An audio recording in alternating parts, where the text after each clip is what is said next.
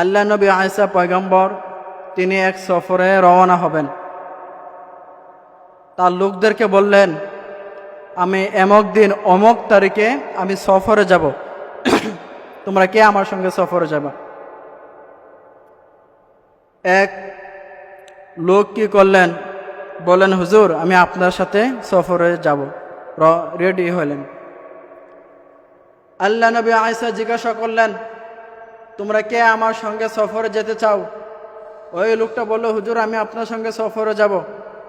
আল্লাহ নবী ঈসা পয়গম্বর বললেন, আমি অনেক দূর সফর করব, অনেক দূর যাব, অনেক কিলোমিটার দূরে যাব, তুমি কি পারবা আমার সঙ্গে হেঁটে হেঁটে যাইতা?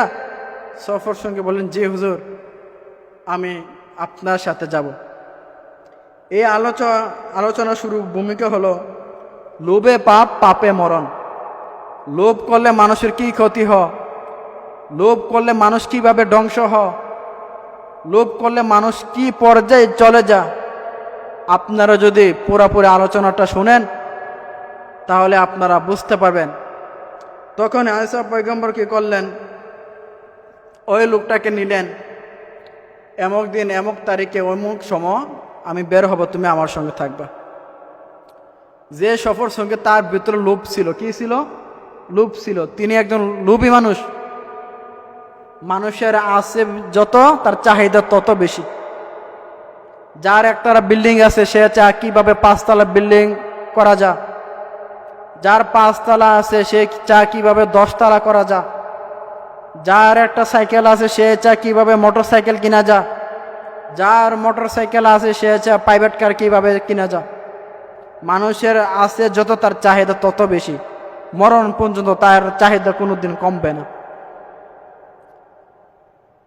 আল্লাহ রসুল এই হাদিসটা উল্লেখ করেছেন। তখন সফর সঙ্গে কি করলেন, রওনা হইলেন ঈসা পয়গম্বরের সঙ্গে। ঈসা পয়গম্বর কিছু কাপড় নিলেন একটা ব্যাগের মধ্যে, সফর সঙ্গে কিছু কাপড় নিলেন একটা ব্যাগের মধ্যে। ঈসা পয়গম্বর তিনি কি করলেন, আল্লাহ নবী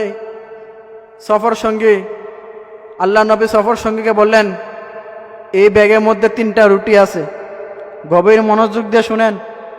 3টা রুটি আছে, এই রুটিগুলো ব্যাগের মধ্যে রাখো, যখন আমাদের খিদা লাগবে আমরা তখন খাবো। এই কথা বলে আল্লাহ নবী ঈসা পয়গম্বর রওনা হয়ে গেলেন। অনেক দূর যাওয়ার পরে, অনেক দূর হাঁটার পরে, সফর করার পরে এক জায়গার মধ্যে কিছু কওম পাইলেন, কিছু লোক পাইলেন। আল্লাহ নবী কি করলেন, তাদেরকে দাওয়াত দিলেন। দিনের দাওয়াতের জন্য আল্লাহ নবী সফরে বের হলেন, তাদেরকে দিনের দাওয়াত দিলেন। দাওয়াত দেওয়ার পরে আবার চললেন। কিছুক্ষণ যাওয়ার পরে তখন সফর সঙ্গে বললে, হুজুর আমার পেটে অনেক খিদা লাগছে, আমাকে খাবার দেন। ঈসা পয়গম্বর কি করলেন, আচ্ছা ঠিক আছে। এক গাছের নিচে তিনি বসলেন, বিশ্রাম নিলেন। সফর সঙ্গীকে বললেন, হে সফর সঙ্গী, ব্যাগের মধ্যে 3টা রুটি আছে, একটা রুটি তুমি খাও আর একটা রুটি আমাকে দাও। সফর সঙ্গী কি করলেন, ব্যাগের থেকে রুটিটা খুললেন। ব্যাগের থেকে রুটি বার করার পরে সফর সঙ্গে একটা খাইলেন, আল্লাহ নবীকে একটা দিলেন। দুইজনে 2টা রুটি খাইলেন। খাওয়ার পরে আল্লাহ নবী বললেন, ঠিক আছে এবার সামনে চলো, পেট ভরছে? হ্যাঁ পেট ভরছে। একটা রুটি খাওয়ার পরে সফর সঙ্গে পেট ভরে নাই। আল্লাহ নবী একটা খাইলেন, আবার অনেকক্ষণ দূরে চলে গেলেন। ব্যাগের মধ্যে রুটি আছে কয়টা? একটা রুটি আছে। 3টা রুটি আনছিল। আল্লাহ নবী একটা রুটি খাইলেন, সফর সঙ্গে একটা রুটি খাইলেন, ব্যাগের মধ্যে আছে আর একটা রুটি। আল্লাহ নবী কি করলেন, আর একটু এক জায়গার মধ্যে বিশ্রাম নিলেন। বিশ্রাম নেওয়ার পরে আল্লাহ নবী এক গাছের মধ্যে একটু ডেলান খাইলেন, হেলান খাইয়ে ঘুমিয়ে গেলেন। এই ঘুমের মধ্যে সফর সঙ্গে কি করছে, তার তো পেট ভরে নাই। একটা রুটি খাইয়া তিনি ব্যাগের থেকে রুটিটা বার করলেন। বার করার পরে তিনি কি করেন, আস্তে কইরা ঘুমাইয়া, আল্লাহ নবী তো ঘুমাইতেছে, তিনি ব্যাগেতে বার কইরা রুটিটা খাইয়া ফেলছে। আল্লাহ নবী ঘুমাচ্ছে, সফর সঙ্গে বলতেছেন, এখন তো উনি ঘুমাচ্ছেন, আমি যদি রুটিটা খাইয়া ফেলি উনি আমাকে দেখবে না, আমি রুটিটা খাইয়া নাই, আমার পেট ভরে নাই। তিনি খাইলেন। আল্লাহ নবী ঘুম থেকে উঠলেন, উঠে কিছুক্ষণ যাওয়ার পরে আল্লাহ নবী পেটে খিদা লাগছে।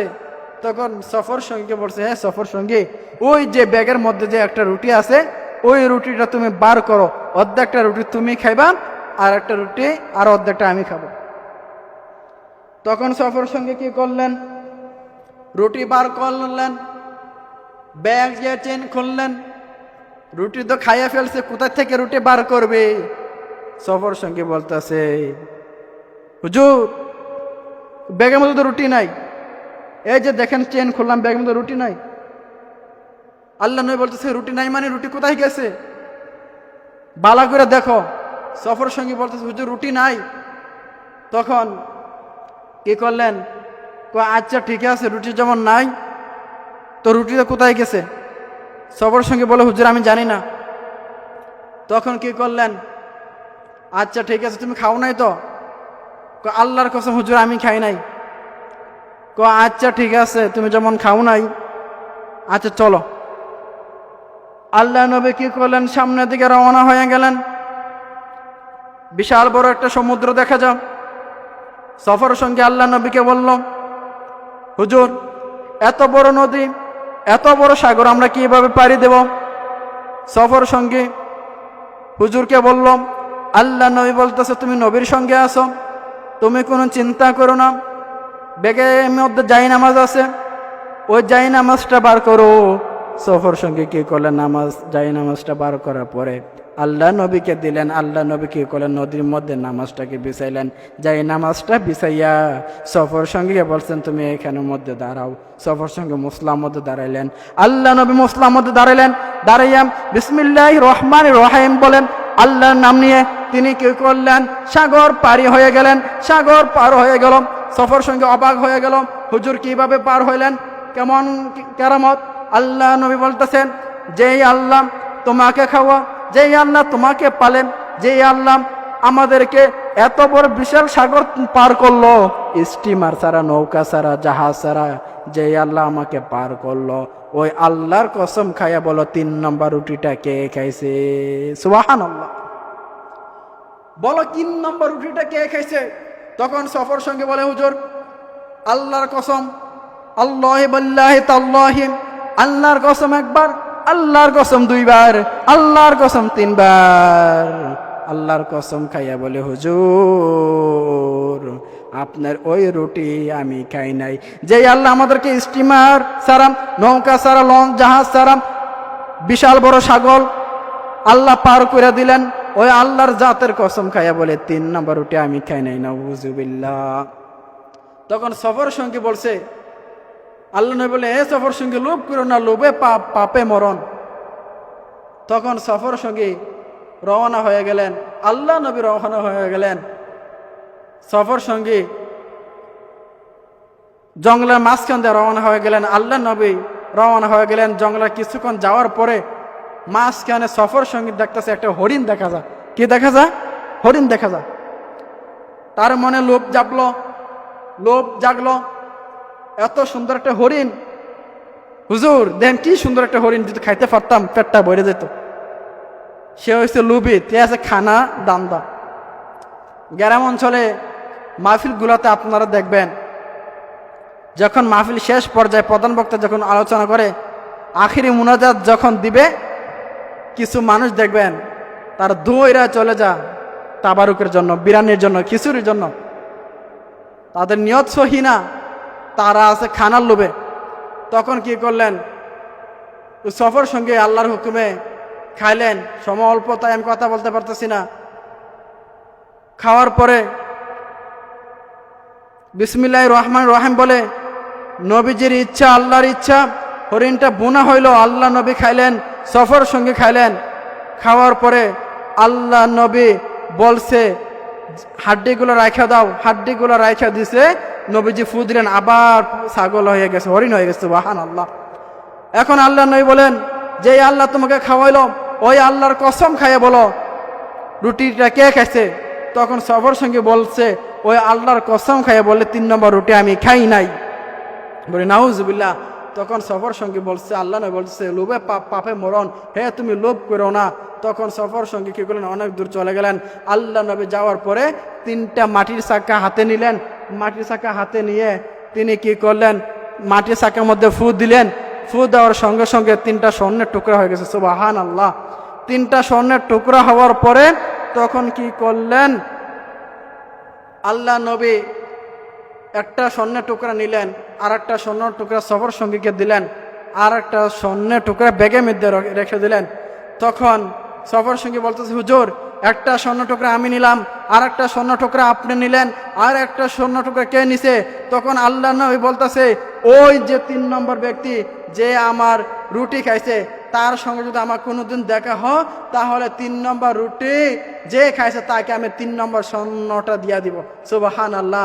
তখন সফর সঙ্গী বলতেছে, হুজুর মাফ করবেন, ক্ষমা করবেন, আমি লোভ করেছি, আমি ক্ষমা চাই, মাফ চাই, আপনি আমাকে মাফ করে দিবেন, আমি 3 নম্বর রুটিটা খাইছি। ওই স্বর্ণের লোভে তখন শিকার আইছে। তখন কি করলেন, যে লোক পড়ে তে আমার সঙ্গে সফরে যাইতে পারবে না, তুমি বের হয়ে যাও। আল্লাহ নবী তাকে বার করে দিলেন। জঙ্গলের মধ্যে সফর সঙ্গে রওনা হয়ে গেল। জঙ্গলের মধ্যে 3টা ডাকাত দেখলেন, 3 জনের 3টা ডাকাত তাকে মাইরা তার 3টা স্বর্ণ নিয়ে গেছে। লাস্ট পর্যন্ত কেউ স্বর্ণের মালিক হয় নাই।